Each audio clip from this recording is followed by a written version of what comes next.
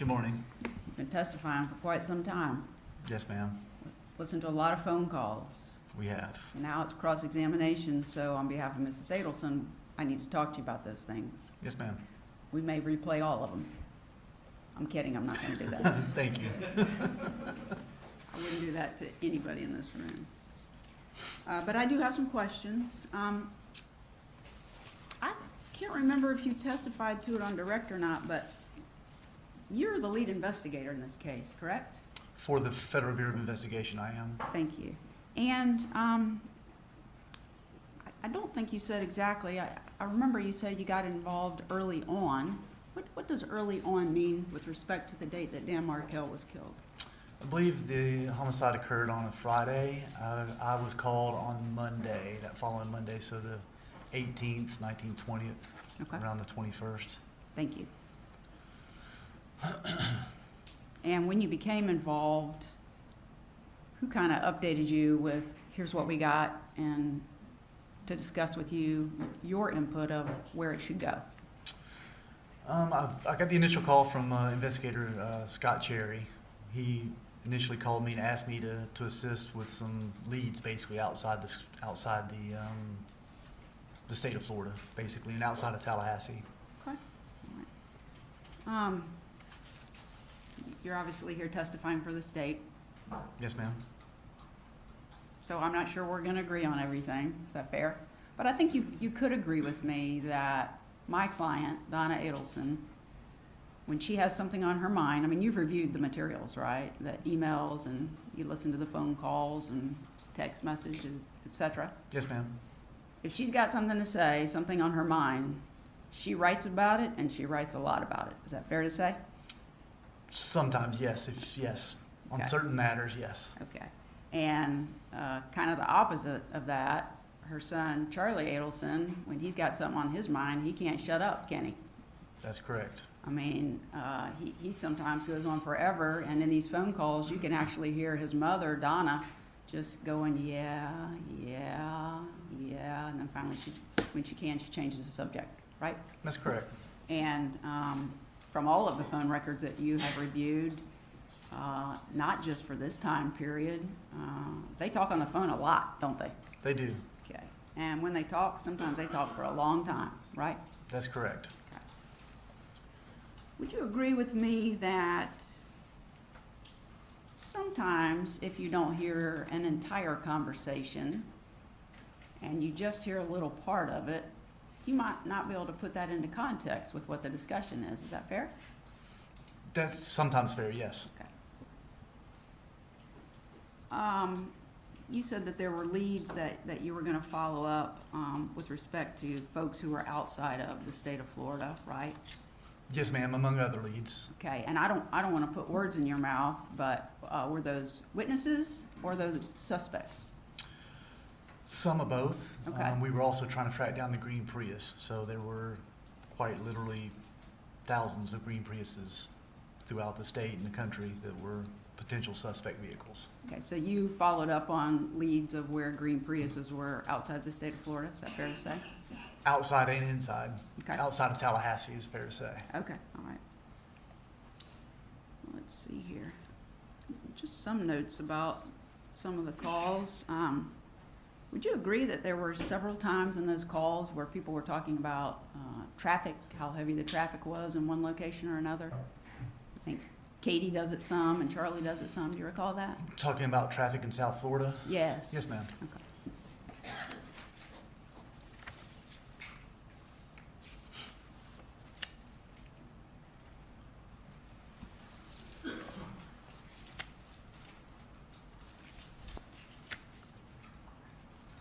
Now, during the calls that we listened to, these are wiretap calls that have been recorded. That was your testimony? Yes, ma'am. Okay. And during those calls, at the point that Charlie Adelson starts to be pretty concerned about what the heck is going on, why is my family continuing to be contacted about that, you can see a change in his demeanor, right? Certain calls you could, yes. I mean, there are a couple calls between him and Katie where he's pretty angry, and he's letting her know that something needs to be done. Somebody needs to call this number and figure out what's going on, right? His characterization of being angry, I don't know about, but yes, he was trying to encourage her to find out who was doing this. Correct. And I mean, yeah, I don't want you to gauge somebody's character, but I mean, he was getting aggressive with her. Is that fair to say? I don't think he was, in my opinion, if that's what you're asking me, my opinion is I don't think he was angry at her. I think he was upset with the situation. Right, he was showing that. Yes, he was being, he was showing that he was not happy. Okay. Correct. All right, so maybe his anger isn't at her, but he's wanting her to do something that's not been done, so he keeps on about it, right? Yes, he's very anxious. Yes, I would agree with that. And in some of the calls with her, he shows concern about whether this is somebody related to the people who have committed the killing. Maybe it's the police, but he's letting her know that he's concerned that this might be somebody who's involved some way, right? I agree. When they're talking about the brother in Broward County, Katie, you can tell in those calls, she knows Luis Rivera has been incarcerated in Broward County, and now she's getting concerned, right? Right, she's concerned. I wasn't so sure he was catching on to that part of it. Yeah, not that it was Luis Rivera, but Right. but he was concerned about it, and then she became concerned about it. That's correct. And his discussions about being worried about it, those were with Katie, correct? That's correct. When he talks to his mother, he's always reassuring her everything's fine. Sometimes it's 99% sure, 100% sure, 1,000% sure. He's got all these percentages, but he's telling his mother there's nothing to worry about. Nobody's coming after you. You're okay. That's correct. Okay.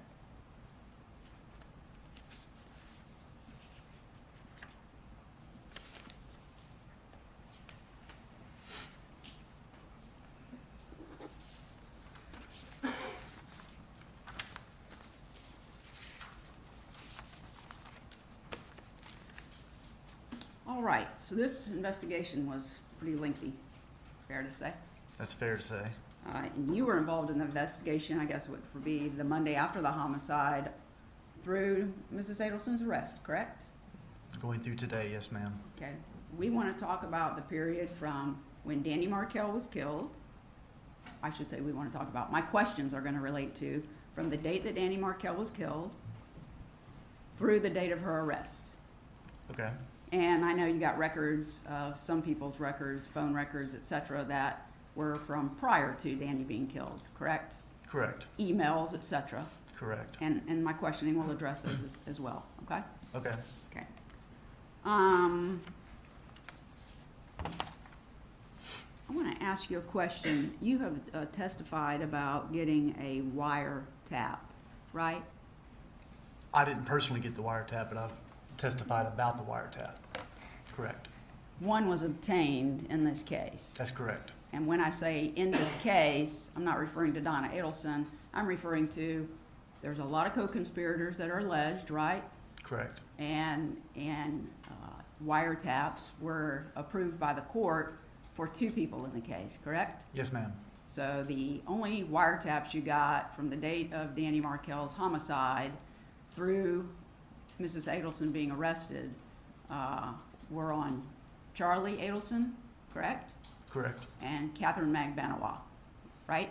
The only ones we got on this case were. That's Okay. correct. All right. And in this case, I mean, who I just included. I mean, you testified Luis Rivera was arrested, correct?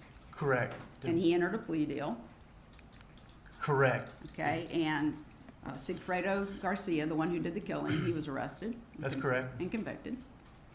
And we'll go back to that in a minute.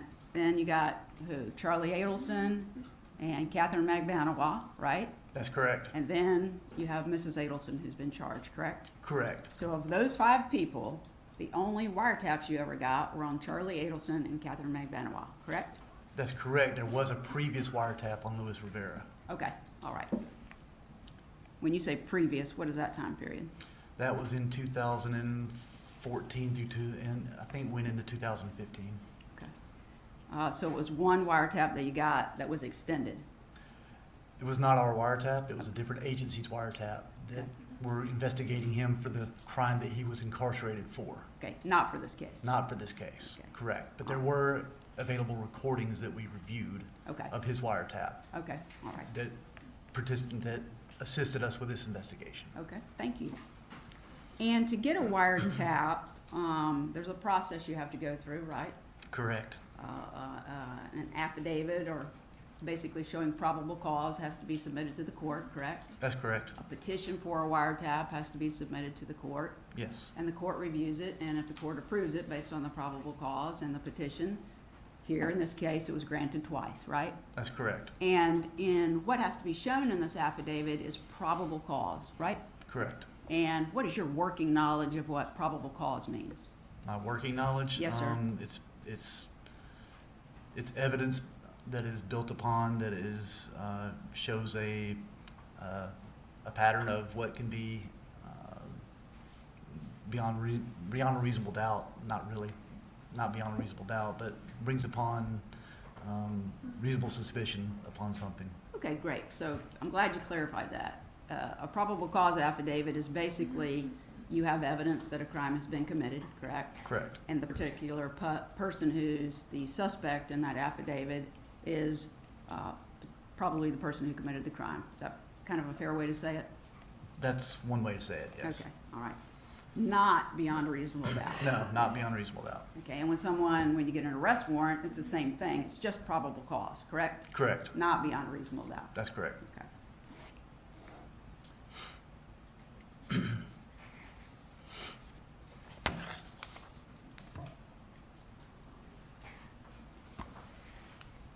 Now, I don't think you were asked about it specifically, but as the lead investigator on the case, you're familiar with the circumstances of Mr. Markel being killed, right? Yes, ma'am. I mean, he was followed by Sigfredo and Garcia and Luis Rivera the day of his murder.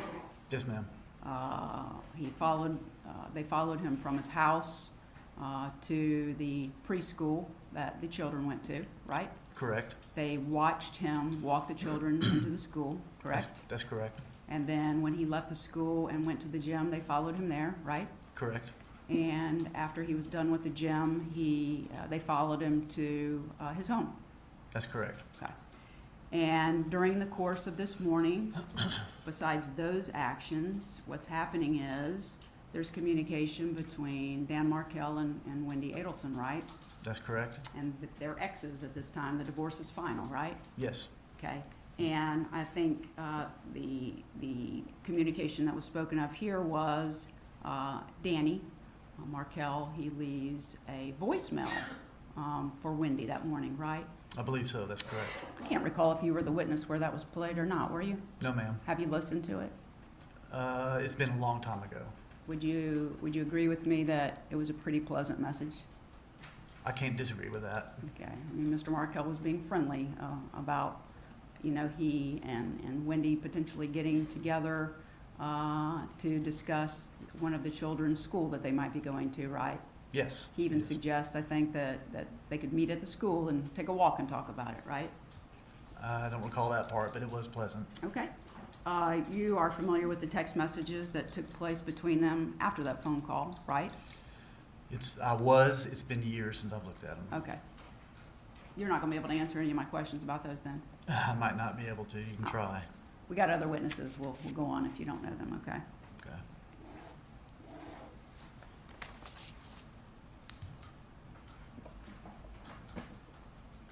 Based on all of the evidence in the case, Mr. Markel didn't know what was happening, did he? He didn't know what was going to happen to him? Right. No, ma'am. I don't believe he did. He didn't know he was being followed. You don't have any evidence that he was aware of that. No, ma'am. We do not believe that. Okay, and you have surveillance footage at the daycare, right? Not at the daycare, at the gym and some cross traffic cameras. I don't remember the daycare. Okay, I might have misspoken on that. I apologize. Okay.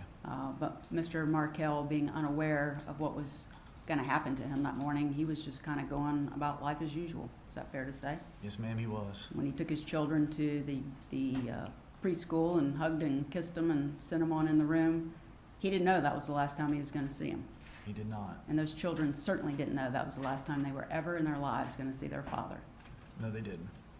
And we've gone through, they go to the gym, they follow Sigfredo Garcia, and sometimes I mess up their names, Luis Rivera, Yes, ma'am. follow him in their car back to his home, right? Correct.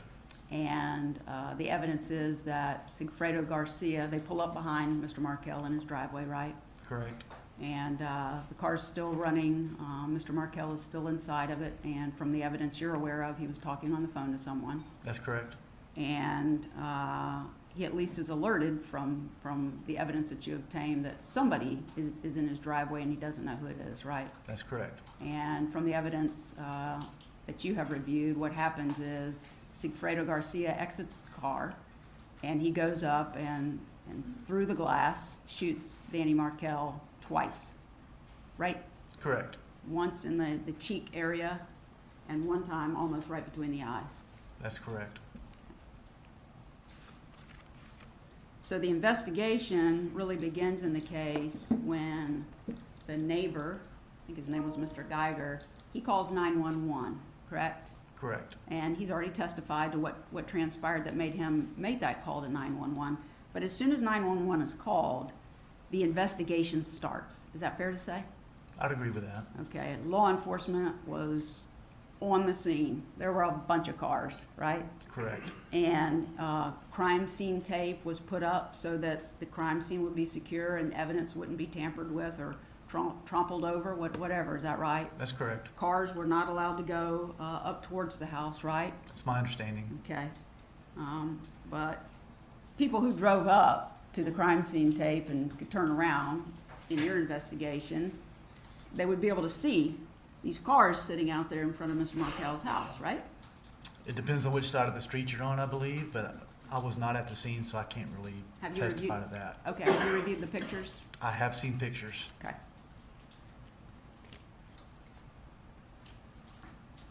Now, I don't recall what time it is, but sometime in the afternoon, I think it was TPD, located Wendy Adelson having lunch with some friends, right? That was TPD, yes, ma'am. Okay, and they took her back to TPD and they spoke to her, right? They did. Okay, you're aware of that interview. I am. Have you observed it? I have. Okay. And during the course of that interview, which is several hours long, right? I believe so. It's been a Okay. while. Okay. There are times when she's sitting in the room with a victim advocate alone, correct? Correct. Sometimes, I don't remember, was he detective, investigator, Isom? Investigator Isom. Investigator Yes, ma'am. Isom comes in and speaks to her some, right? Correct. Sherry Bennett comes in and talks to her about some things from TPD, correct? I don't believe so. That's okay. We'll have another witness. Okay. But you agree people are coming and going out of the room. Yes, ma'am. And Wendy Adelson, there are many Adelsons, so I'll stop saying Mrs., I'll give their first names, okay? Wendy Adelson is recorded from the time she gets into that room until they are done speaking to her and she's going to be permitted to leave, right? I believe so, yes. Okay, and during the course of her being interviewed, she says many things, but she certainly says that Mr. Markel's parents are going to think that she did it, right? I believe that's correct. And then she starts answering questions about who it is that possibly could have done this to Mr. Markel, and she gives lots of choices. Maybe it's an angry student, right? Right. Maybe it's someone that got upset with him, right? Right. And when she talks about her family, she said that her brother had previously joked that he was going to get a hitman, but instead it was cheaper to get her a TV, correct? Correct. And when asked about who was angry, she said that her parents disliked him more than anyone. Those were her statements, right? I believe so, yes. Okay, and from that date that she's interviewed there and she gives statements, fair to say that her family become suspects. It depends on whose definition of suspects you have, but they are persons of interest. Persons of interest, okay, from that time period. Yes, ma'am. Okay. How many suspects did you have from the time Mr. Markel was killed through Donna Adelson being arrested? Suspects? Yes, sir. I would call them persons of interest. We First, had- I'm sorry, we'll use your word. Yeah, we had a lot of persons of interest throughout the case. Okay. I couldn't tell you a number, but there was numerous. You followed up on numerous persons of interest. Yes, ma'am. How long were there numerous persons of interest before you were focused in on the Adelson family? About a year. A year? Yes, ma'am. So you didn't consider in the first year the Adelson family as persons of interest? I considered them. You asked me if I was focused, and I was focused about a year in. Okay. On them? Yes, ma'am. Okay. There was an investigation going on regarding the Adelsons from the time that Wendy started saying these comments, right? They were part of the investigation.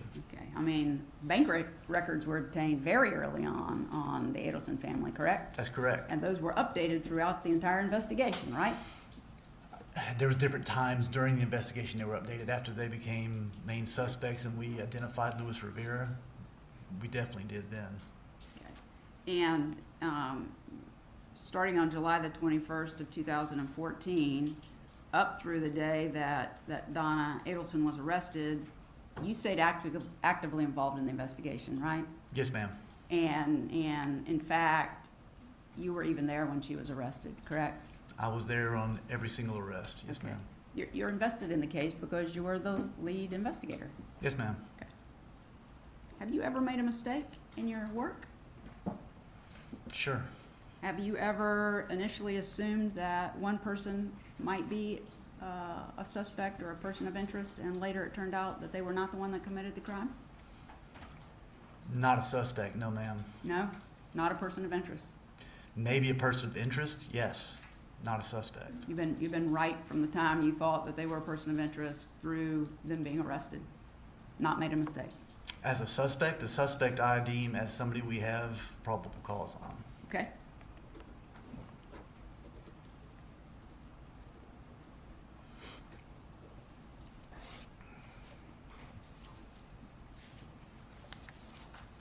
All right, so not just TPD and not just you with the FBI, there were several agencies who were involved in this investigation. Is that fair to say? Not for the investigation, I would disagree with that. You would, so the state attorney's office investigator was not involved in the investigation of this case? Later on he was, but there's not several agencies. There was just a few that assisted, yes. Well, the Miami-Dade Police Department got involved, did they not? They assisted, correct. And they assisted with the search warrant in Mrs. Adelson, Donna Adelson's home, right? That's correct. They were there when she was arrested. Is that right?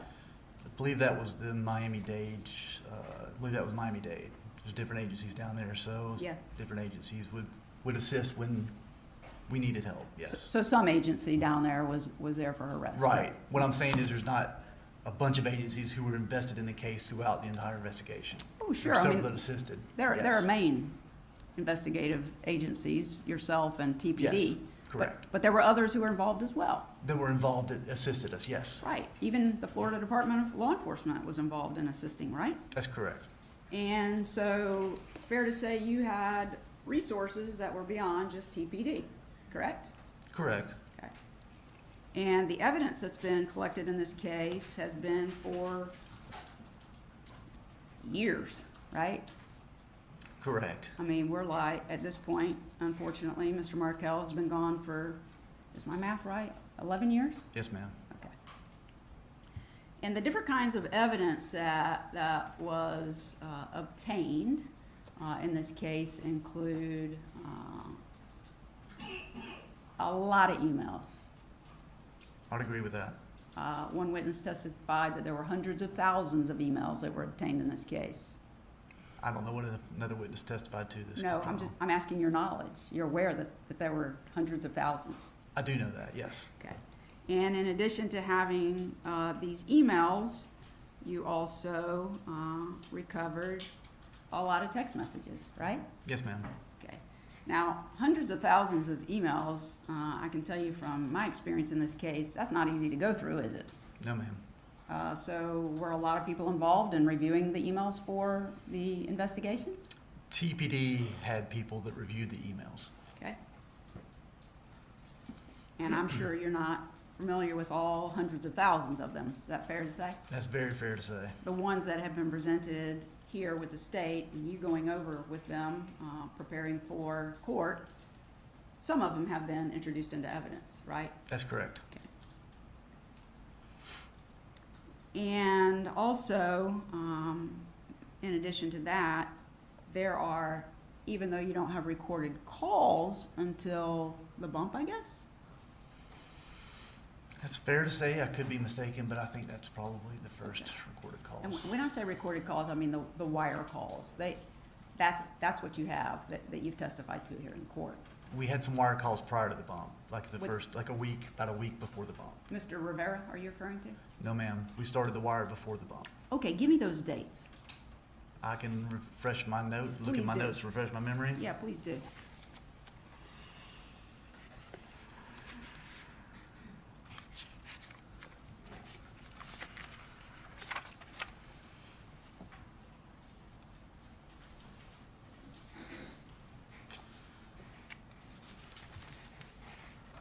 It looks like 4/8 of 16 is when we started the wire on Mr.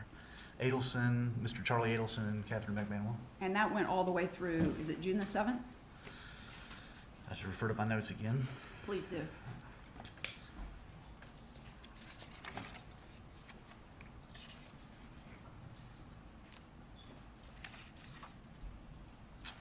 I don't have that on my timeline, but that sounds about right. June 7th is when, well, actually, I do have. So we did actually get another couple of wires after Sigfredo was arrested. I'm sorry, after I interviewed Mr. Garcia, he went and bought 2 burner phones, and we went up on those phones also. Okay, As he was arrested, I interviewed him, released him, he went and bought 2 burner phones, we went up on those phones also, and then we ended up arresting him, and then shortly after that, we went down on all the wires, on the 2 wires and his 2 burner phones. okay. With respect to Charlie Adelson and Catherine McBenoit, those ended around June the 7th, correct? Yes, ma'am, I believe that's correct. Okay. In addition to those recorded calls that you have, you also, in this investigation, have what's called call detail records from even before Mr. Markel was killed, right?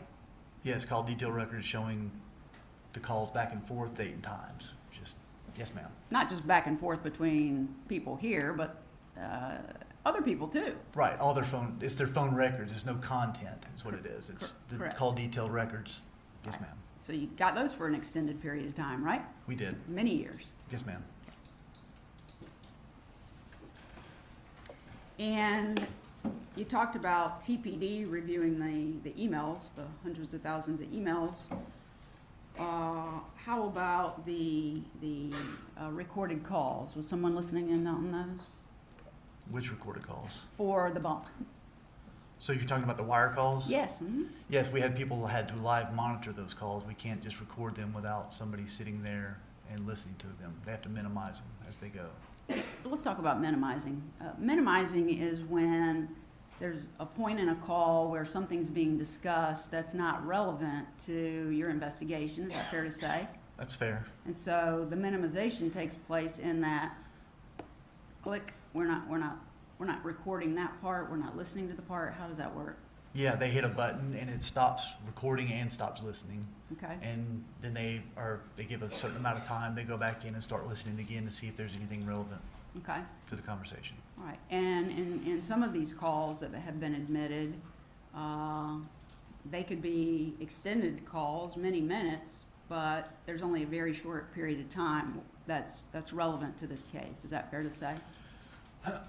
That's that officer who's actually monitoring at that time.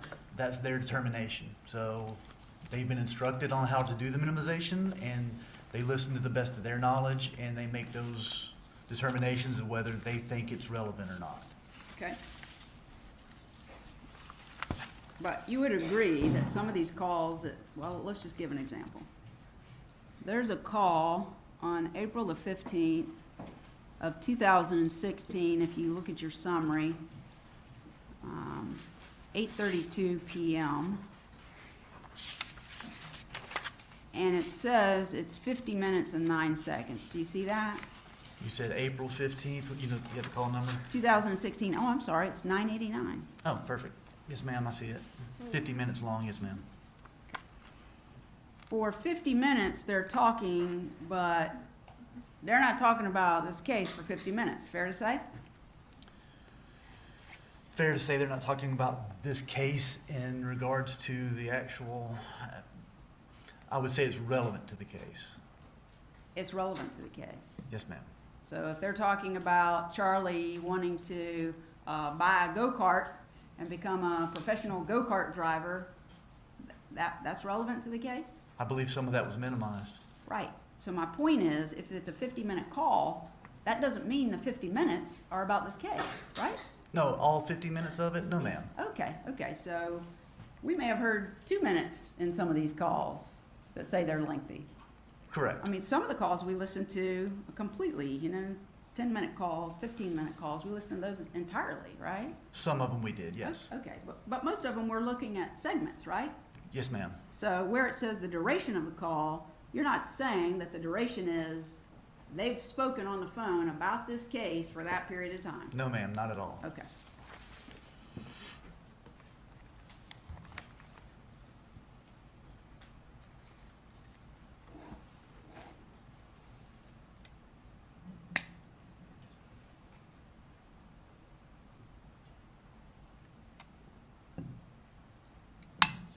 I know I'm going to get this wrong because I get things wrong. We So all I'm do. not going to pronounce this right. I can't remember if it's Jeffrey Lacasse, La something? I say Lacoste, but Okay, I don't know Lacasse. either. All right. Was he a person of interest? I didn't deal with Mr. Lacoste. I never interviewed him. I had no real dealings with him, so As far as your knowledge in the investigation, was he a person of interest? at some point I'm sure he was. Okay. Wendy Adelson, in her interview, didn't actually offer up Jeff Lacoste as a suspect, did she? I don't know what you mean, offer him up as a suspect. Well, when law enforcement's asking her who could have done this, she doesn't say, oh, I've got this ex-boyfriend, Jeff Lacoste, and he probably did it. She doesn't say that, does she? I don't believe so. In fact, she has a friend come into the interview room with her. You recall that? Not really. You don't? No. Okay, that's okay. We'll get him to play it. You recall that it's that friend who says Jeff Lacoste. I don't. That's okay. We'll Sorry. play it.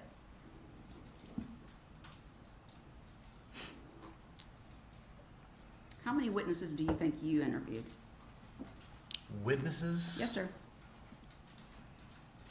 I'm not sure. I couldn't even. Hundreds? No, not hundreds. No. Less than 50? Less than 50. 25? Witnesses? Yeah, definitely less than 25. Okay. And what about persons of interest? How many did you interview? Me personally, Yes, sir. just a handful. Handful.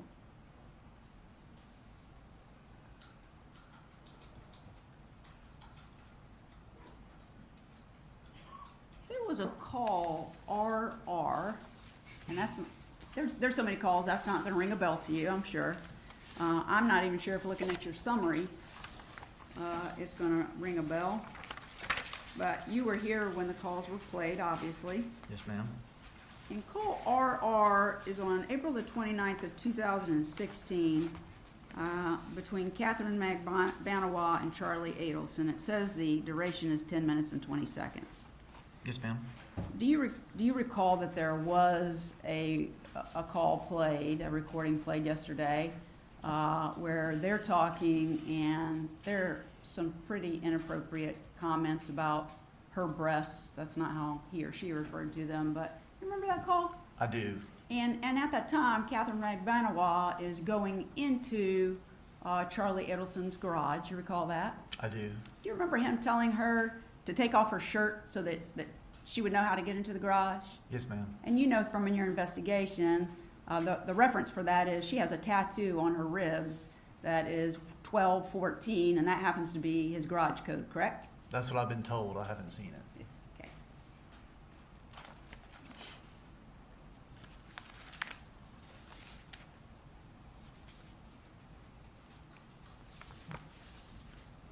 Is it fair to say that the information that was obtained in these recorded calls was used in your investigation to determine if you're moving forward on a person or not? Is that fair to say? That was a piece of it. Okay. Yes. It was. Okay. Charlie Adelson, in the Dolce Vita recording, that was played with you, right? Yes, ma'am. And that's where Katie and Charlie are meeting at a restaurant, right? Correct. April 20th of 2016. Yes, ma'am. Sounds right. And in addition to a recording inside the restaurant where they're talking, I guess there's some pictures also, right? Inside the restaurant? Outside the restaurant, they take pictures. Outside the restaurant when they were on the sidewalk, yes, ma'am. That's before or after they go inside? After. Okay, so they go inside and they're there for an extended period of time, is that fair to say? Correct.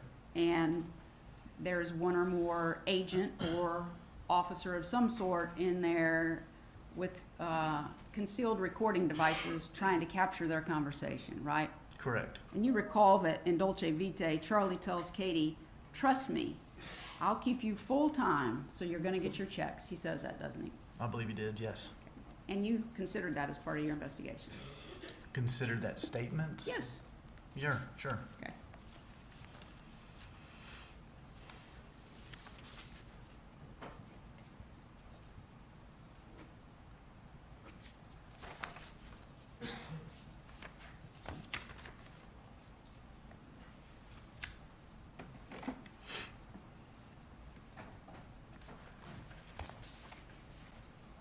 Okay, so we've had the agencies that have helped in some way, right? Yes, ma'am. And TPD was responsible for reviewing the emails. Who was responsible for listening to the calls? It was, TPD was monitoring the calls. They had officers assigned to shifts, Okay. monitoring the calls And they did- live.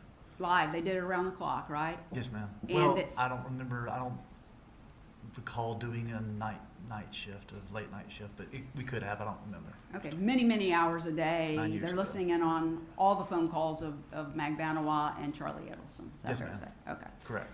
And these people who are listening in, how are they getting the information to the investigators on the case when they hear something that they think is relevant? How does that process work? There's different ways. Sometimes they would call us directly. Sometimes myself or Investigator Ison would be in there, or other people on the squad would be in there, or they would relay the information through different means. Okay, and you say in there, you mean actually in there where they're listening to the call? In the wire room, yes, ma'am. Okay, and were you actually listening in on the calls as well?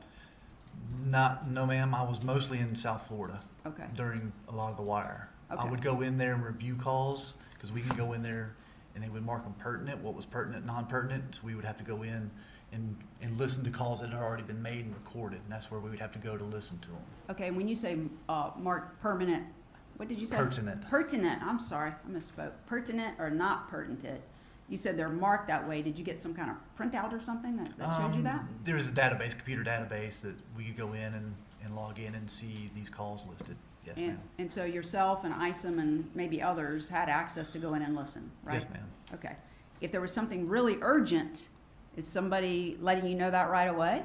Yes, usually. We left them instructions Okay. to do that. And Yes. something urgent would be, oh my goodness, somebody's meeting up, right? Yes, ma'am. And so the resources that you had in South Florida at the time, including yourself, is some of these people are going to be meeting up. We need to go see what we can capture. Is that right? There was a short period after the bump that we did that, not throughout a long period of time, of course. Sure, right. Okay. During the bump that's going on, that I'm referring to the bump as not just the day they meet on the street, but that period of time where you have the wire live down there, okay? Yes, ma'am. Okay, and during that period of time, yourself, you were there. Were there other people on standby to assist you? I had some other FBI agents that are assigned to Miami Division that were assisting me. Including the individuals who went in and did the recordings. Is that fair? That's correct. Okay. And you said you were there for some of them. Which ones were you there for? For some of what? The meetings that were recorded. I was there for the bump. I was there for the next day meeting with Mrs. Adelson and Mr. Charlie Adelson when they met on the boardwalk. I was there, I mean, I was in South Florida the whole time. Whether I was physically at the meeting is hard to say. I was outside of Dolce Vita. I did not go in because I had already been close to Mr. Adelson and Charlie Adelson and Donna Adelson the day that they met on the boardwalk. I was pretty close to them, so I wasn't sure if they noticed me or not. So I didn't go back in and get close to them again after that. So I did not go into Dolce Vita. I did not go into Matsuri. I was outside, but not inside the restaurants. Okay. And when you said you'd already been close to them, you mean in proximity, not that they were aware of you and what your job was? No, ma'am. Okay. And also in this case, there was use of, I guess, firearms experts? Was that at FDLE? That would have been FDLE. And the purpose of that in the investigation was to determine if both of the projectiles came from the same weapon, right? I don't believe we had that examination done. That's okay. If you don't recall it all, we'll 'Cause we talk about that didn't- from somebody else. Yes, sir. We didn't recover the weapon, so we did not have a You weapon didn't to have the weapon, compare. right? Right, to But compare. you can compare two projectiles from the markings on them to see if they came from the You same could. weapon. Okay, Correct. all right. And you said you had surveillance videos from the gym, From Premier Gym, yes, ma'am. okay? Where else did you have surveillance video footage? At which point? Any point in this The investigation? whole investigation? Yes, sir. Oh, wow. I know we had some traffic cameras from the time of his drive. You're talking about when? Mr. Markel was driving the kids to the daycare. Right. And when he was driving to the gym, Okay, we had bus surveillance video. okay. And you referred to surveillance video. We had some surveillance video of inside Dolce Vita, along with the recording. We had some recordings of when they came out of Dolce Vita. That's all I can recall right now. I'm sure there's probably more, Probably more? Okay, possibly. okay. Oh, surveillance video from the bank when I located Mr. Rivera and Mr. Garcia going to the bank. Immediately following the homicide on the way back from Tallahassee, they stopped at a bank and an ATM. I Right, got surveillance video from that ATM. right. Um, Let me ask you this. The co-conspirators is how I refer to them, the co-conspirators that have been tried and convicted. The first question is, were they followed prior to their arrests? which ones specifically? Any of the ones that have been tried and convicted? Followed prior to their arrest? Yes. Like the day of their arrest or No, any before- time? Any time before that. Yes. Sigfredo Garcia and Catherine McManua, I had electronic video surveillance on their residence. That means somebody's there watching their residence? No, ma'am. How do you get that then? We use cameras. Cameras. Yes, ma'am. Well, I don't want you to, And we also did some surveillance on Catherine McManua when she went to go meet Charlie Adelson to pick up checks before the bump. We did surveillance on her then. how did you know she was going to pick up checks? We were already up on the wire Okay. that week prior. And that's the photo that was shown to me earlier in the trial of her getting out of the black car and getting into Charlie's car. That was for picking up checks. Yes, ma'am. The check she picked up came from Charlie Adelson. He gave her the check that day, Okay. correct.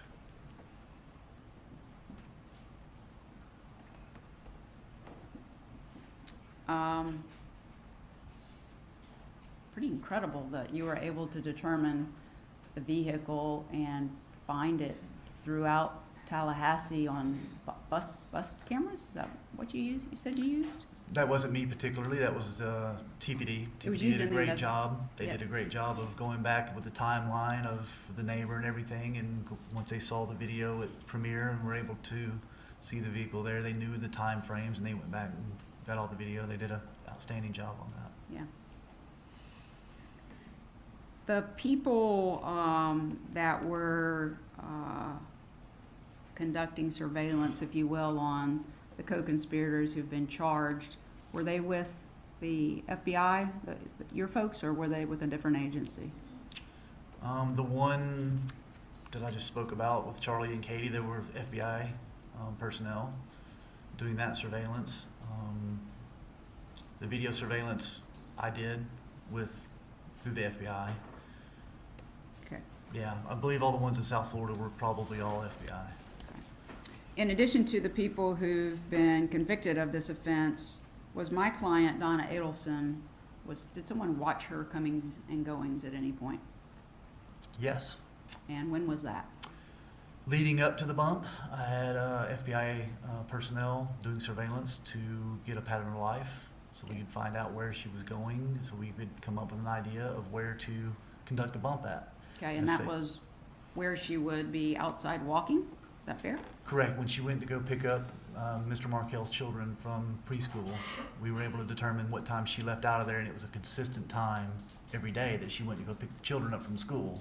So we determined that was a good time to set up the operation because we had a known time when that was going to occur. Right, and was she followed in her vehicle, places that she traveled to? I don't recall exactly if she was followed in her vehicle. It's possible, though, during that time period, trying to get a pattern of life. In determining this pattern of life, where she walks her grandchildren to the school before school starts and then walks back to pick them up, were you present for observing that? Not on those days. On the day of the bump, I was. Okay. But you got that information from whoever in the FBI was doing the surveillance, right? Correct. Okay. And in addition to the live surveillance, the recordings that you've had, folks have been retained to do an enhancement of some of those things, correct? That's correct. So if the recording doesn't sound real clear from what you obtained in your equipment when you went in, an enhancement means that you basically block out some of the outside noise, if you will, and then you can hear the voice of the person speaking that you want to hear. You can hear them more clearly. Is that correct? It's a clarification, yes, ma'am. Okay.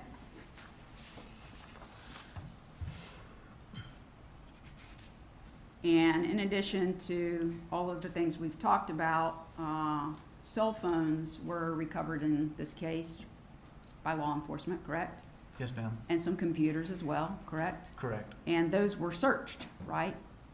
As far as I know, yes. You didn't participate in that part, No, ma'am. but you're aware in the investigation that material that has been used in prosecuting these individuals came from those phones and computers, right? I am. Okay.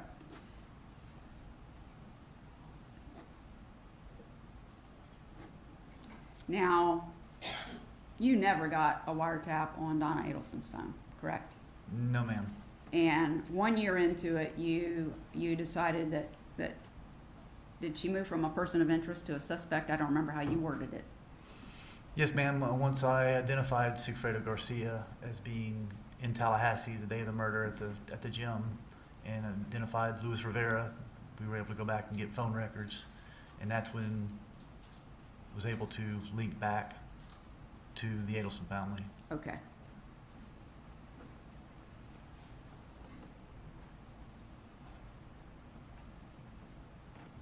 And you've testified on direct when each person was arrested. I guess it would have been Garcia first, and then Rivera was already incarcerated, right? That's correct. We still visited him, and he was. I can't remember if it was a complaint or an indictment, but he was still indicted under this case. He was indicted, okay. But at the time he was indicted, he was serving a prison sentence in federal prison, is that right? Yes, ma'am. He was in Coleman FCI at the time. And his sentence for his federal case was what? I believe it was 12 years, if I'm not mistaken, but it's been a while. Okay. And in this case, he assisted law enforcement. We've heard testimony of that. You're aware of that? Eventually he did, yes, ma'am. Okay, and his assistance was taking you places, explaining things, is that fair to say? Yes, ma'am. We drove him around Tallahassee and let him explain things, and then we drove him down to South Florida looking for the weapon. Down to South Florida looking for the weapon. That's where you thought the weapon was? Yes, ma'am. That's where he told us that they ditched the weapon, was on the way to South Florida. It was along the road on the way to South Florida when they threw the weapon in the river. And whereabouts, do you recall, whereabouts was that between Tallahassee and where they went to when the homicide was over in South Flordia? Where he said he dumped the weapon? Yes, where did Yes, you? ma'am. It was in Tampa, outside of Tampa. Okay. We finally identified a bridge that he thought looked like the bridge that him and Sigfredo actually threw the gun away, but he was driving. But you didn't locate it? No, ma'am, we did extensive searches for the weapon. He told you what kind of gun was used, correct? Yes, ma'am. And what was that gun? What type? It was a .38. I don't remember if it was Smith & Wesson, but it's been a while. It was a revolver, right? It was a revolver, yes, Okay. ma'am.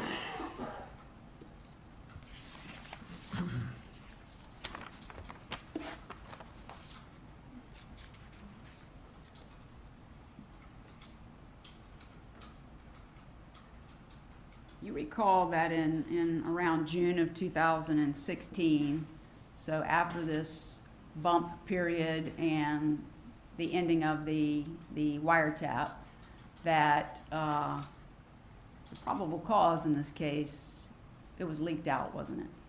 That's what I was told. And TPD actually held a press conference, right? They did hold a press conference at some point, yes. And the Adelson family, according to what TPD said and those probable cause affidavit, the Adelson family were announced as being considered as suspects, right? I don't believe they talked about that at the press conference at all. I think they just, at the press conference, what I remember is him just announcing Sigfredo Garcia's arrest. But that's what I recall, but it's been 9 years ago. Sure, and it's mentioned in the probable cause too, right? It was mentioned in the probable cause, yes, ma'am. And that's not the press conference, though. Yeah, I made a mistake. I asked a compound question. I included Okay. them both, and Okay. obviously the first thing I said was the press conference, and that's what you picked up on, so that's my fault. Okay, no problem. Okay.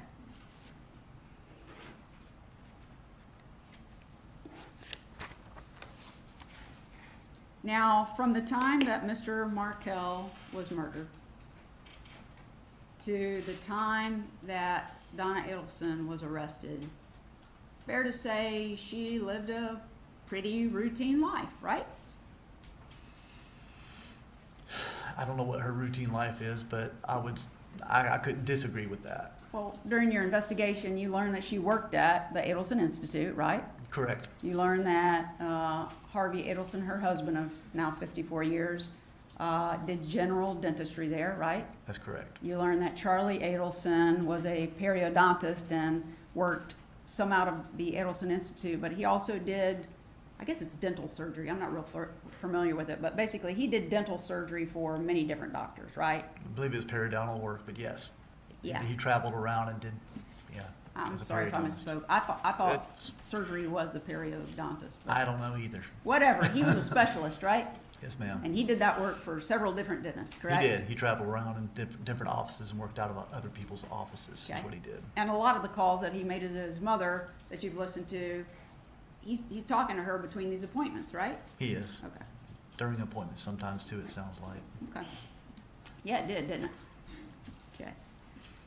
During this time period from your investigation, you're aware that after Mr. Markel was murdered, until the time that Mrs. Adelson was arrested, she and her husband left the United States several times to travel, right? They did. And they returned each time, right? They did. Okay.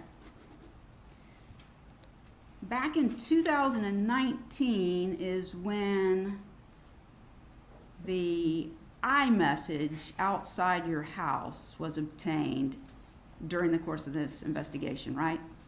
I don't know the date. Somebody else does. But, well, I'll have to ask somebody else that. Now, on these calls that you're listening to, you're hearing what the parties are saying to each other, correct? Yes, ma'am. And you're not hearing any of the conversations, unless you've recorded them, of what they speak about before that, right? I'm sorry, can you re-ask Yeah, that sure. I question? mean, it's clear in these recorded phone calls that these folks are talking in person sometimes. Correct. They're talking about lots of issues that are recorded, but they speak outside of these recorded calls that you have. That's correct. So you're not privy to that if you haven't recorded it. That's fair. So when they're having these conversations, there are things in their mind that you're not aware of. That's possible, yes. Okay.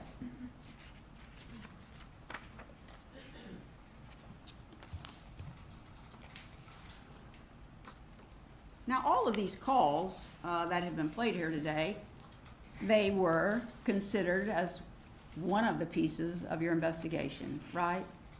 One of the pieces. Sure. Correct. So on call S, when Charlie says to his mother, you didn't do anything to anybody, you don't know anything, you considered that, Yes, ma'am, we considered it. okay?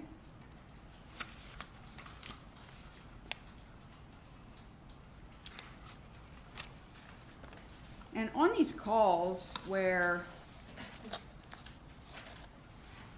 Charlie Adelson is talking to his mother, you would agree that at least the majority of the conversation comes from Charlie, right? I would agree with that, yes. Sometimes the overwhelming majority of the conversation. Is that fair to say?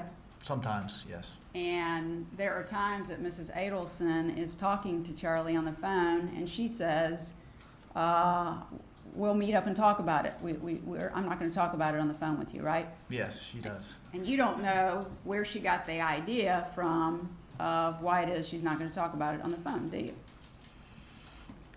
Do I know? From your investigation, have you gotten evidence to show why it is she's saying those things?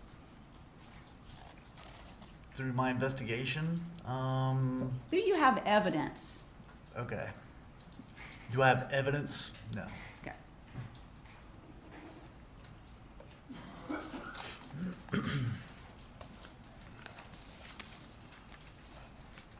Now, Catherine McBanawa, well, Sigfredo went to trial and he was convicted, right? Yes, ma'am. And Luis Rivera, after he was indicted, or before he was indicted, he cooperated with law enforcement, correct? That's incorrect. After he was indicted? It was well after he's indicted. Okay, sorry, I got the timeline wrong. So It's well fine. after he's indicted on the charges, he decides he's going to cooperate, right? Yes, it was a few months later. Okay, and he had a 12-year sentence with the federal prison, right? He already had that, yes, ma'am. Right, based on federal charges, right? Correct. And he got a sentence for his role in this case for a period of 19 years, correct? Correct. But that was to be served concurrently, meaning at the same time with the sentence that he had on his federal case, right? I believe so. So the additional time that he got for this homicide is 7 years, correct? That sounds correct. And Mr. Garcia is the first one to be tried and convicted, right? He's the first one that was convicted. Okay, He was tried together. right. But that first trial of him, he's convicted, right? Correct. And he's sentenced to life in prison. Correct. And then Catherine McBanawa has a trial, and she's convicted, correct? Correct. And she's sentenced to life in prison, right? Correct. And Charlie Adelson is, so we've got the first three, life in prison except for Luis Rivera, who gets basically an additional 7 years, right? Correct. Then you get to Charlie Adelson, and he's arrested, right? Correct. And he has a trial, correct? Correct. And his defense, if you will, I mean, you were there for that trial, right? I was there for my part of the trial. I was not allowed to be in the courtroom during the rest of the testimony. Was there at any point during the course of Mr. Charlie Adelson going to trial, getting convicted, and thereafter that you learned that his defense was that he was being extorted? Yes, I did. You heard that. Yes, ma'am. But he got convicted, didn't he? Yes, ma'am. And he was sentenced to life in prison. That's correct. Okay. So then comes Catherine McBanawa after she's been convicted, and she's in prison for life, right? Correct. The testimony is that she gave a proffer to law enforcement, right? Correct. She actually gave 2 proffers first, correct? Yes, ma'am. And when she gave those proffers, she gave information about what she says happened, right? Yes, ma'am. And she's hoping, she's giving this cooperation because she's not promised anything, but hoping, as she's testified, that someday she'll see her kids, so she won't actually have to serve a life sentence. That's fair to say, right? I don't know that for a fact, but I would assume that's correct. Okay, and when she gives these 2 proffers, it's before she testifies against Charlie Adelson, right? Correct. And the first proffer that she gives is a little bit different than the story she told in 2 different trials so far. Sigfredo Garcia's and then herself, right? I would agree with that. She changes some information.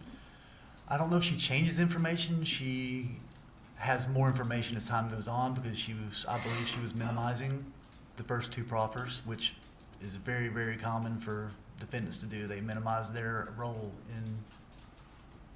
in actual crimes. Right, so when she testifies in Sigfredo Garcia's trial and then in her trial, basically, Oh, I'm sorry. that's okay. I misunderstood what you You said didn't about which trial. No, I'm sorry, I can't speak over you and I talk way too fast because the court reporter can only get one of us, so I apologize for that.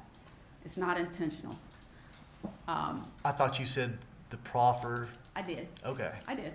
So- Okay. So I'm changing now. Okay. So okay. she, basically, when she testifies in those first two trials, she didn't just minimize, she didn't have involvement. Right. That's She what lied in the first two trials. She lied, straight Yes. up. Correct. Okay. And then she gives this first proffer, and she's not being completely honest there either, is she? She's not being fully forthcoming, is Okay. the way I describe it. All right, and you're in that interview. Yes, ma'am. And who else is in there with her? Jason Newland, investigator, state attorney's office, and Sherry Bennett with the Tallahassee Police Department. Okay, all right. And when you all are in there interviewing her the first time, she's not being forthcoming, and you're asking her questions, aren't you? Correct. And you know she's not being forthcoming because of other things you obtained in the investigation and the convictions that you've had, right? I feel like she's holding back her involvement. And Correct. at some point in that first proffer, you got so frustrated, you just got up and walked out, didn't you? I left the room. I didn't walk out. We left the room to let her think about it. It's a strategic process to have them think about it and reconsider them not being totally honest with us. So it wasn't that I was walking out done with her. Well, you weren't done because she came back and then she gave another proffer, Correct. right? And from the first proffer that she gave to the second proffer that she gave, she tells more, right? She does. Okay?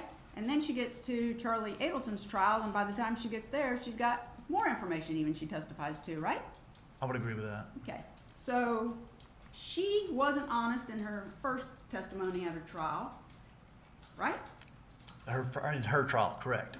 Well, she testified twice. There were two trials she testified in first. Correct. Her trials, yes, she lied in her first two trials. Absolutely. Okay? And she wasn't completely forthcoming in her first proffer. Correct. And she wasn't completely forthcoming in her second proffer. Correct. And she comes into the third trial the third trial is Charlie Adelson, and she provides additional information, which means she wasn't forthcoming before, right? Correct. Okay.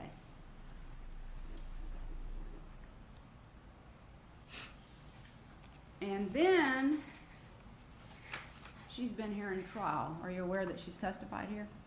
I'm aware she was here, but I know nothing about it. Right, because you're under a rule that you can't talk about the case, correct? That's correct. Okay.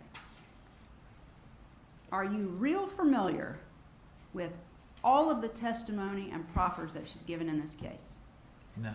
You're not? Not real familiar? Yeah.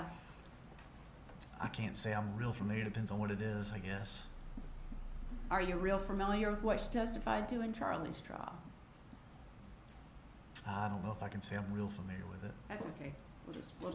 We'll get that information and get it to the jury.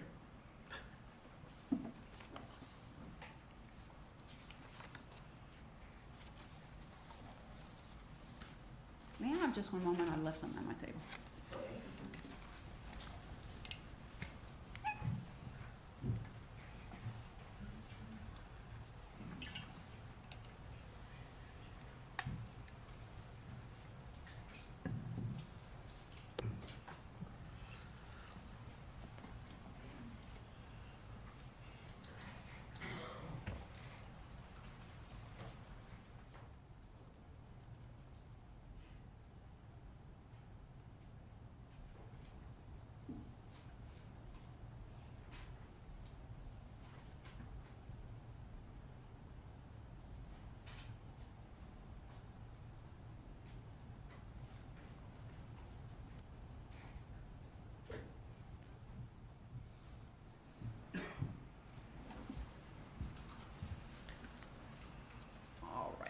There was some testimony about Mrs. Adelson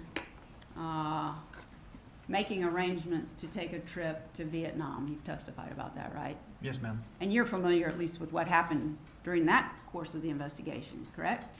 Correct. Okay, you were intimately involved in her time period where she speaks to Charlie on the phone, and we call it the dropped call that's been played here today, where she can tell Charlie's not on the line anymore, but for some reason it continues to record, right? Right. Okay. I was only familiar with that Friday. It was like 5 days after the call was made is when I was made aware of that call. Okay, and you were made aware of it on that Friday. Correct. You had an opportunity to listen to the call, Yes, ma'am. and you discussed it with the investigator at the state attorney's office. Yes, ma'am. Anybody else in the investigation that you spoke to that about that you can recall? Not that I recall. That's on Friday, right? I believe so. Okay. So you have the information from that call on Friday, and at what point do you learn that she is getting a ticket? Monday morning. Monday morning, the date of the flight. Yes, ma'am. Is that right? Where were you at? When I found out that she was flying, Yes, sir. I was at home. At home, here in Tallahassee? Yes, ma'am. Okay, all right. I'm not gonna ask you where that is. Thank you. So you're at home in Tallahassee, and how did you find out about she got a flight? I got a call from a contact that I had reached out to. And he checked again Monday. He's the same one that checked to see if there was anything on record of flights being purchased. And he called me Monday morning, said he checked again and saw that there was a flight going to Vietnam. Okay, so this was a contact that you had that was looking to see if she was booking flights. Is that right?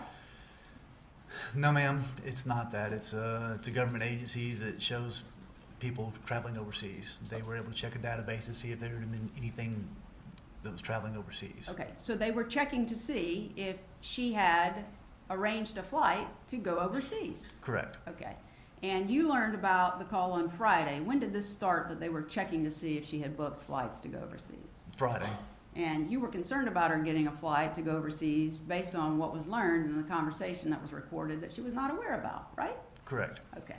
So you start looking and you find out, or you don't look, I'm sorry, your contact notifies you Monday morning that she's booked a flight. She's going out of town. Correct. At that point, you knew it was Vietnam. Yes, ma'am. And you knew that there's not a treaty, I guess. There's not a, extradition happens in different ways, correct? That's correct. So some countries like Vietnam say that they don't automatically extradite, correct? Correct. It's much But- more difficult. Right, but they do extradite, correct? In certain cases, they do, Right. yes. It's kind of a case-by-case thing. It is. And one of the things that they happen to extradite for is murder, right? I don't know that. You don't know that? You I'm didn't not sure. investigate that? I didn't investigate that now. Okay. So she's booked this flight and she's going to Vietnam. When did you find out that it was a one-way ticket? I don't recall. Don't It recall? it could have been that morning, it could have been later in the day. I'm not sure. Okay. Before the date that you listened to this call, there was never a warrant obtained to arrest Donna Adelson, was there? No, ma'am. Okay. And all you know about leaving town comes from the phone call and your source who tells you that they've booked a flight, right? That's correct. You don't have any idea, besides that phone call, what the conversations are that are going on about this trip to Vietnam, do you?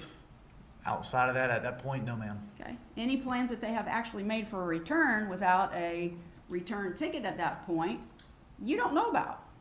No, I could not find anything. No, ma'am. You don't know what they were planning to do. No. But you did learn at some point in this investigation, before we sit here today, that they actually had the plan to return because one of their grandsons, one of Mr. Markel's children, had a scheduled bar mitzvah, and they were coming back for that, right? I had heard that. I don't know. You heard it.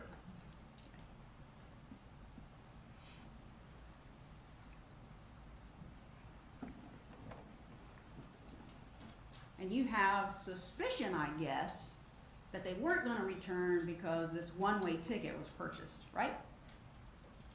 Are you asking my opinion? I'm asking if you believed at the time that you decided to assist in getting a warrant for her to be arrested, did you, as a professional in this investigation, come to a conclusion that we needed to get a warrant because she has a one-way ticket? It's not my decision to get a warrant. I Did was you not give input? involved in the process of getting a warrant. You were not involved in that? No, ma'am. So you weren't involved in coming to the decision that a warrant needed to be obtained because she was going to leave the country? No, ma'am, that's not my decision to make. That's the prosecution's decision. I didn't ask you if it was your decision. I said you didn't participate in it. It depends on what you mean by participate. You I told me. drove to Miami to participate. Yes, ma'am. Did you have any communication with any investigation agency in this case about the fact there was a one-way ticket to a country that doesn't extradite and something probably needs to be done? Yes, ma'am. Okay, thank you. I mean, because you got on the road then and went to Miami, right? I did, just in case. Yes, ma'am. Just in case you traveled. No, just in case they got a warrant. Just in case they got a warrant. But up to that point, there was no warrant. That is correct. From the date that Mr. Markel was murdered, all of the investigation that took place, right? Yes, Hundreds of thousands of emails, right? correct. Some of them she says bad things about Danny Markel and sometimes other people, right? Sure. And you've got all of that. You've got all of the call detail records, right? Correct. No warrant. No, ma'am. And she's been watched. She's been monitored. No warrant. Yes, ma'am. No You- warrant. You got her on recorded calls in 2016 saying what she said. No warrant. That's correct. You got a text message where she says outside your house. No warrant. Correct. You got Catherine Magbanawa who's come through her line and not being completely truthful, and no warrant. Yes. And it's not until the time that she has this trip that she's going out of the country that a warrant is obtained. That's correct. At the time that she started planning that she was going to go out of town, there was no warrant. Correct. You were aware that she was getting a visa. You all knew that. Correct. There was no warrant at that time. That's correct. Without a warrant, she's free to travel. That's correct. And when you're aware in the investigation that she actually spoke to her attorney, and it was even on one of the recorded calls, it's okay to travel. That's right? correct. Yes. No warrant.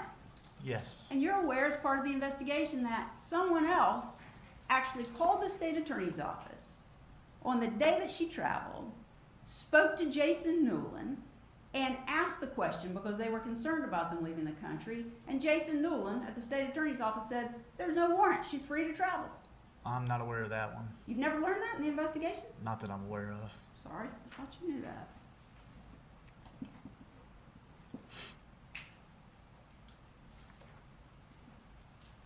In one of the calls, because you considered all of them, at least pieces of them, Charlie Adelson says to him, his mother, and that's call G, "You've never hurt or threatened anybody." And she says, "I know." Yes. You at least considered that, right? Sure. So now they've packed their bags and there was no warrant, and they've made their reservation with no warrant, correct? Correct. What caused you to leave Tallahassee on the day of their flight to go to Miami? Because there was no warrant. Because they told me they were considering it. Who's they? The state attorney's office. They were considering getting it done, Yes. and you weren't going to wait to see if they were going to do it or not. You just got in your car and headed to Miami. That's correct. Because if I waited, I would get there after she was gone. Waited to see if they made up a decision, or waited to see if it was approved? If they made a decision. So what time did you leave Tallahassee to go to Miami? It's probably 9 o'clock maybe in the morning. Okay. And what time did you arrive in Miami? Around 6, 6:30, somewhere around there. It's normally an 8-hour drive, but maybe you stopped somewhere? I'm sure I did.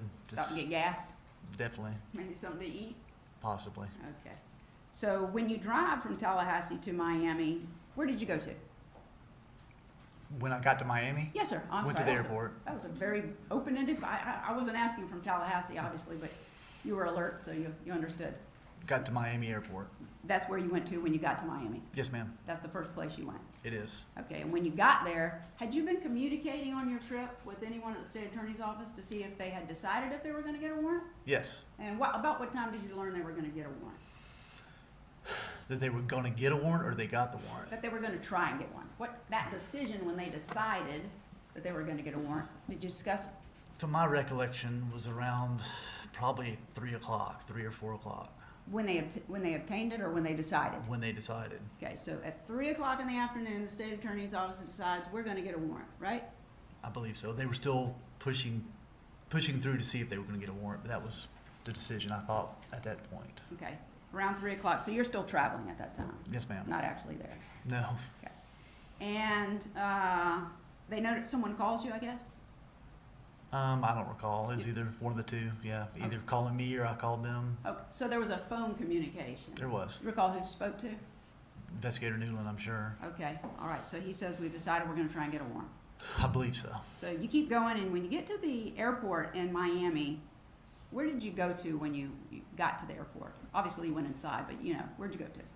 I went to the front and met with an agent that I've been speaking with. So who worked there. An agent from the FBI? There's an FBI agent that's assigned to the airport. I'd already reached out and found out who he was and talked to him, and just to find out if he was going to be able to assist, to get the local police to assist. Okay. And you spoke to him ahead of time, so when you got there, he's the first person you met with? Yes, ma'am. Okay, and everything was in order then? I don't know about in order, but he was in communication with the airport police. Okay. And did you relay to him that we are potentially getting a warrant on someone who has a flight? We are going to be here. There's going to be an FBI presence at the airport. I don't know if I relayed those exact. I said there's going to be somebody we're trying to get a warrant for, but yes, Yeah. this is happening. This is where we're at with it, yes. You have been an investigator for many number of years, right? Yes, ma'am. So I haven't, and I'm sure my choice of words isn't necessarily going to be yours, but at the end of the day, that's what you had told him. Pretty much, yes, ma'am. Okay. And in addition to you as an FBI agent being there at the airport, from the time you got there through the time that Mrs. Adelson was arrested, what other agencies were present and assisting? Just the Miami, I believe it's the Miami-Dade Sheriff's Department, who have officers that are assigned there. We did talk to, I didn't talk to him, the other FBI agent talked to him, but I believe it was the U.S. Customs enforcement officers. They're plain clothes that work at the airport. I think they were there also. At some point in that process, from your arrival to the time that she's arrested, did they assist you? They did. They approached her on the jet bridge. The U.S. Customs? I believe they were U.S. Customs. Have just 1 second, please.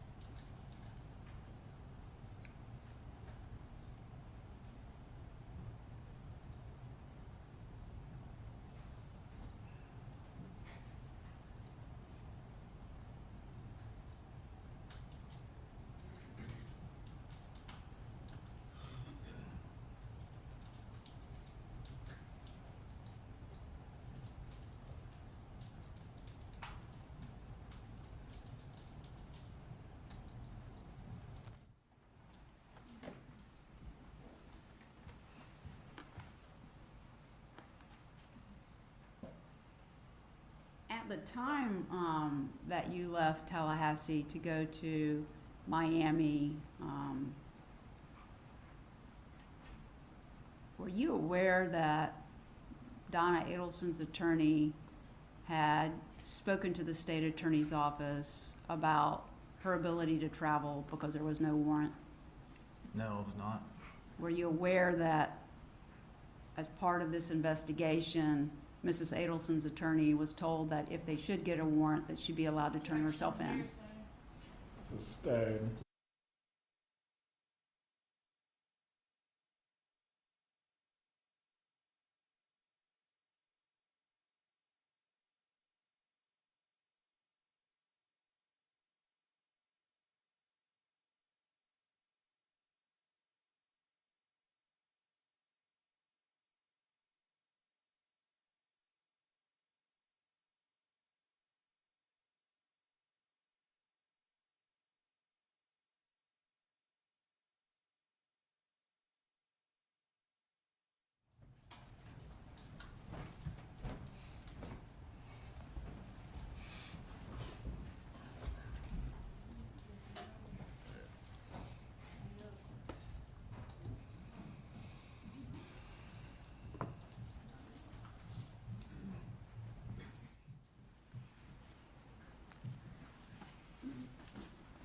Okay, might have lost my train of thought.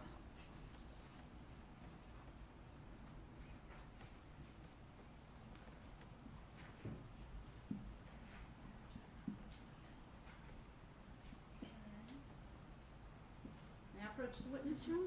You may.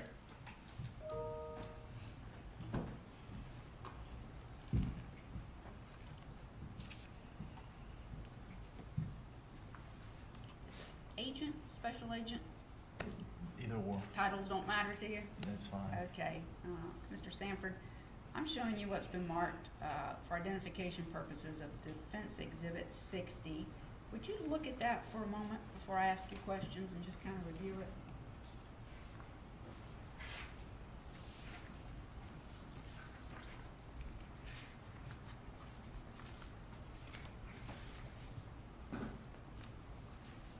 Okay, Have you seen that document before? I believe so. And that's Mrs. Adelson, meaning Donna Adelson's visa to travel to Vietnam, correct? Yes, ma'am. I'm gonna get out of your space so you can have your own space and I'll ask you questions. Okay.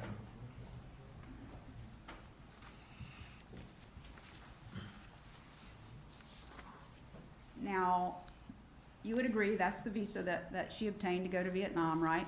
Yes, ma'am. Okay, and it was good for entry, valid, now some of it's in Vietnamese, and I don't know Vietnamese, you may. No, But ma'am. it has it in English, the same information right near the Vietnamese language. Do you see that? Correct. Yes, Okay. ma'am.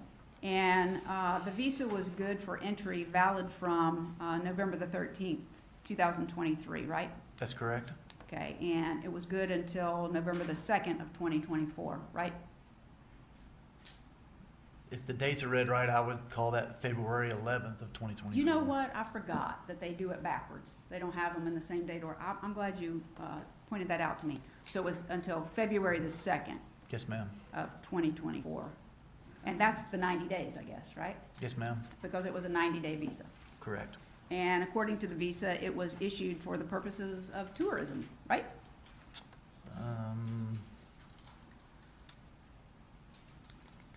If you kind of go down. Yes, ma'am. I see it now. Okay, Yeah, so it was for tourism. Yes, ma'am. tourism, right? Correct. And the visa was issued, it said it was good for single/multiple entries, right? That's up near the top. Top. Good for single/multiple entries. Yes, ma'am. And what that means is it's not that she can travel to Vietnam and once she leaves, she can't come back, right? It means that she can come and go from Vietnam, right? I'm not sure if that's what that means or not. I don't know. You're not familiar with that? No, ma'am. Okay. May I approach? Thank you. You're welcome.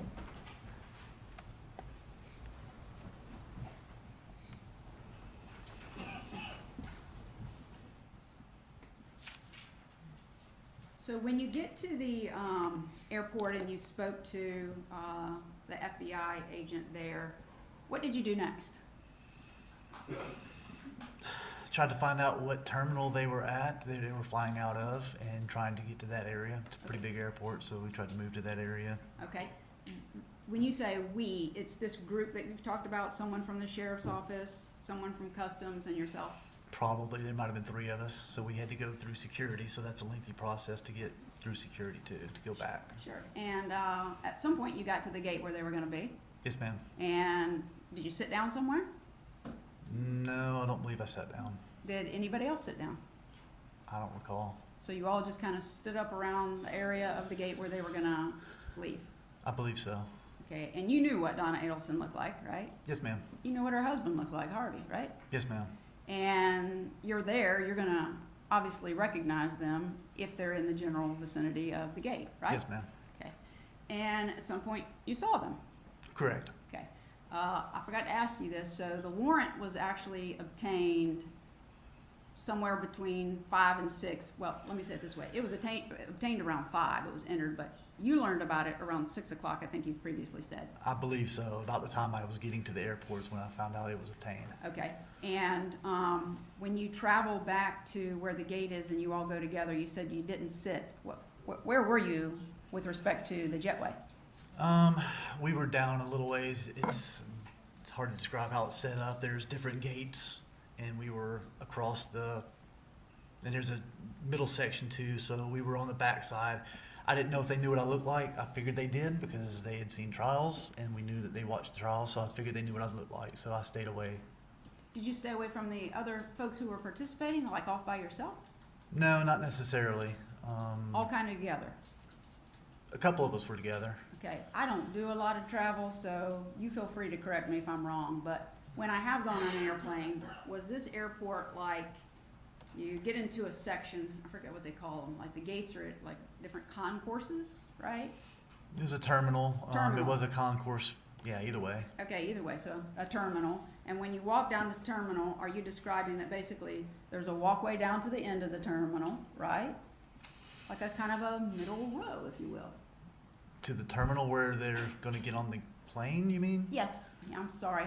I don't know the terminology, but I'm when not you're sure. walking down towards the gate, there will be gates on one side and gates on the opposite Correct, side. Okay, correct. all right. And Sorry there is about that. there's some other structures in the middle of this airport, in between the gates. So you had some walls, you had some little stores. So it wasn't just like a big open concourse. Right. Okay. Little food shops along the way and Sure. magazines and all that kind of stuff. Yes. But the layout is basically you've got a walkway with gates on each side. Correct. Okay, and so I just want to make sure I understood your testimony. Their gate would have been on the left or the right? If you don't remember, it doesn't recall. matter. I don't recall. You don't recall. But your testimony is you kind of went opposite of where their gate was, where you could monitor them, but not be where they could see you necessarily. Pretty much, yes. I wasn't really monitoring them. Somebody else was. Okay, did you see them? I did. Okay, and when you saw them, were they seated, waiting for the flight? I believe so. I mean, the flight. Seated or standing, one of the two. But they were amongst the other passengers waiting to get on the plane in that area. Okay, the flight wasn't scheduled to take off until 8:10 p.m., right? That sounds correct. Okay, so you were there for a couple of hours and the warrant's issued, correct? No, I didn't get there till about 6:30. So that's when I first arrived at the airport. By the time I got back there, they were pretty close to, by the time I got through security, got everything, got back there, it was pretty close to boarding time. Pretty close to boarding time. Yes, ma'am. But you saw them. I did. And were the other people who were participating, were they aware of what Mrs. Adelson looked like and her husband? Yes, ma'am. Okay, They were at this point. okay. Was everybody in plain clothes? Not everybody. Who was not in plain clothes? The uniform officers from And- Miami-Dade. Was the officer standing with you all? I believe he might have been. One of them was. Okay. You pretty sure from where you are that she would not have been able to see this group of men, one of them with, I guess, insignia and gun and belt and all that? You're pretty sure that they wouldn't have been able to see? Absolutely. Yeah, there was no way they could see us where we were standing. Okay. How long did you observe them before they started boarding the flight? Guesstimating, maybe 20 minutes. And what do you recall them having with them? Some small carry-on items, I don't recall.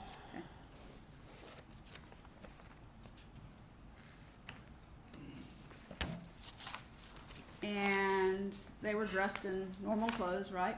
Correct. They weren't disguised in any way? No. No wigs, hats, glasses? Nope. Okay.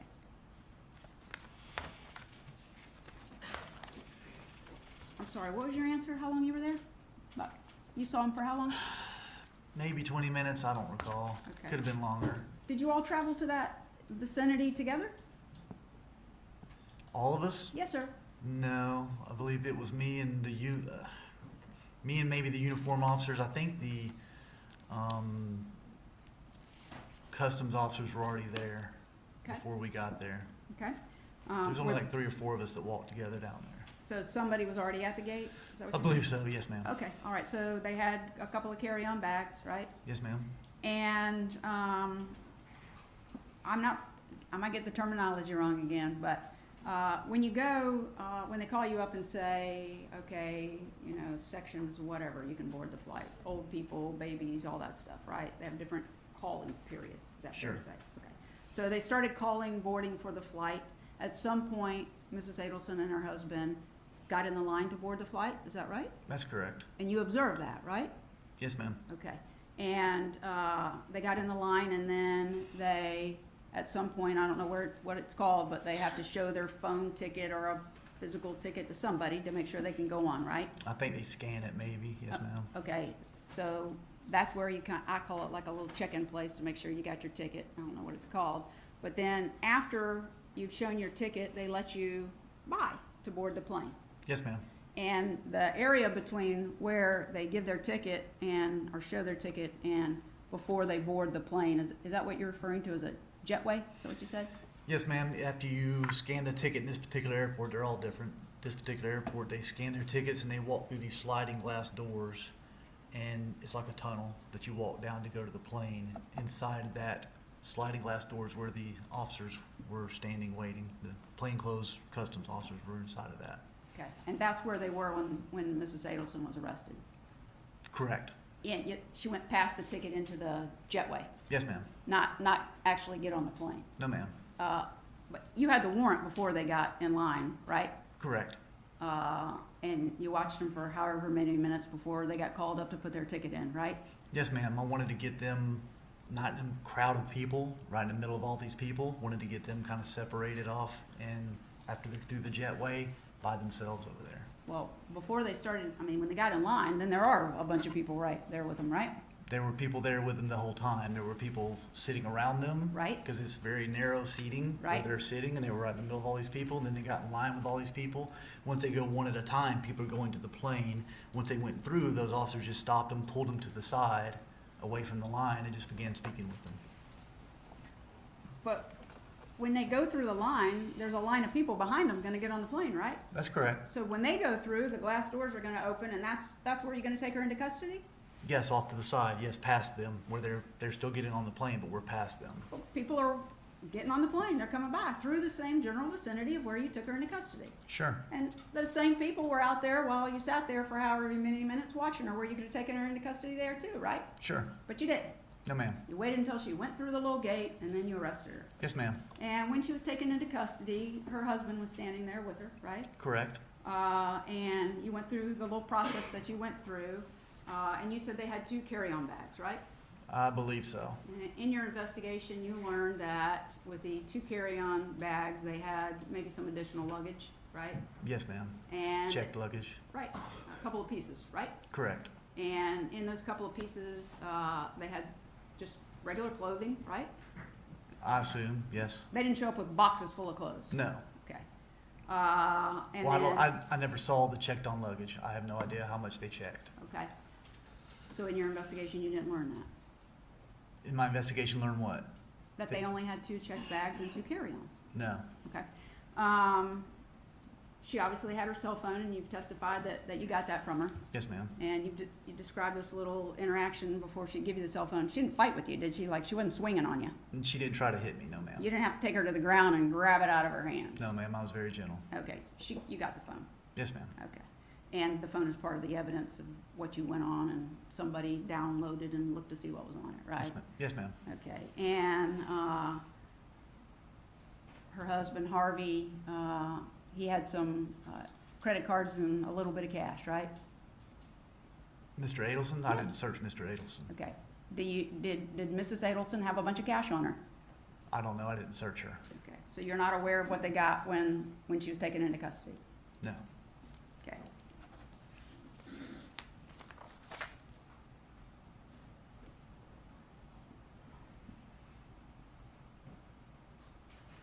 I need to ask counsel something about your ruling, Judge. Could I have just one moment? Please approach.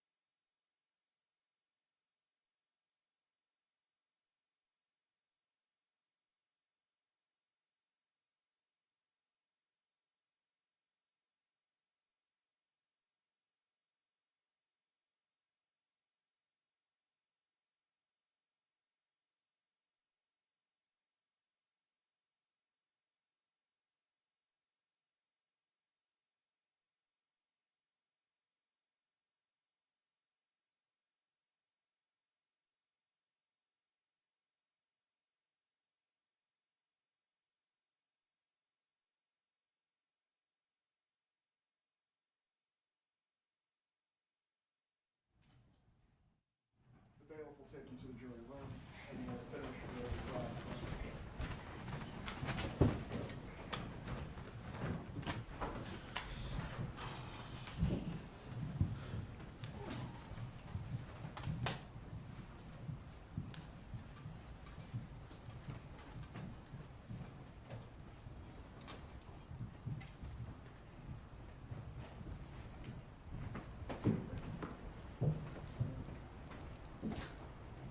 Everyone can be seated. We will bring the jurors back in the next 5 minutes. If anyone needs to use the restroom or stretch your legs, please do so now.